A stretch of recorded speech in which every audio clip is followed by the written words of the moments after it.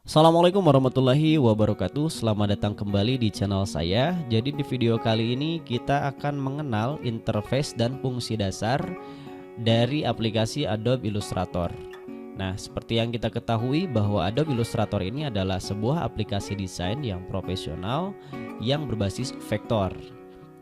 Oke, kita langsung saja buka aplikasi Adobe Illustratornya. Di sini saya menggunakan aplikasi Adobe Illustrator versi 2022. Ketika teman-teman pertama kali membuka, maka akan dihadapkan ke menu home di sini. Nah, di sini ada beberapa preset yang bisa teman-teman gunakan untuk mulai meng-create sebuah desain. Di sini ada letter, ada postcard, ada common icon, HDTP dan more preset di sini yang bisa teman-teman pilih. Nah, untuk memulainya, kita akan mulai dengan project baru. Kita klik new file di sini. Kita akan mengatur kertasnya atau artboardnya atau kanvasnya terlebih dahulu. Nah, misalkan di sini kita berikan nama, saya akan pilih custom. Kita berikan nama latihan Adobe Illustrator. Kemudian width-nya akan saya berikan 1000 poin, height-nya juga akan saya berikan 1000 poin. Kemudian orientation-nya saya akan pilih portrait. Lalu artboard-nya saya pilih satu saja. Kemudian color modenya di sini ada dua mode, ada RGB, ada CMYK. Nah, perbedaannya ketika teman-teman akan membuat sebuah desain konten digital yang nanti akan dipublish atau diupload ke medsos, maka silahkan pilih RGB. Kemudian ketika teman-teman membuat sebuah desain yang akan dicetak, maka teman-teman pilih CMYK seperti ini. Kemudian preview modenya akan saya biarkan default, rasternya akan saya biarkan 300 dan kita klik create. Oke, sudah terbentuk satu artboard seperti ini. Di sini ada kotak putih yang nanti akan kita gunakan untuk memulai mendesain. Kita akan mulai berkenalan dengan interface yang ada di Adobe Illustrator. Pertama, di bagian atas, di sini ada menu utama atau main menu. Nah, ada File, Edit, Object, Type, Select, Effect, View, Windows, dan Help. Nah, lalu kemudian kita juga bisa mengatur warna dari interface. Kita masuk ke edit, kemudian di sini ada preference, kemudian kita masuk ke user interface. Di sini kita bisa mengganti warna interface menjadi putih seperti ini, menjadi abu-abu, sedikit gelap dan gelap seperti ini. Tergantung kenyamanan teman-teman ketika akan mulai mendesain. Misalkan saya akan pilih gelap supaya mata saya tidak sakit. Kemudian, nah teman-teman untuk memulai tadi, kalau misalkan sudah masuk ke sini, ketika akan membuat project baru bisa masuk ke file, di sini ada new. Kemudian membuka file yang sudah diedit, bisa membuka menu open atau open recent file. Di sini untuk recent itu adalah file-file project yang sudah teman-teman pernah edit sebelumnya. Lalu kemudian untuk mengekspor, teman-teman bisa masuk ke export. Kemudian bisa juga ke export selection.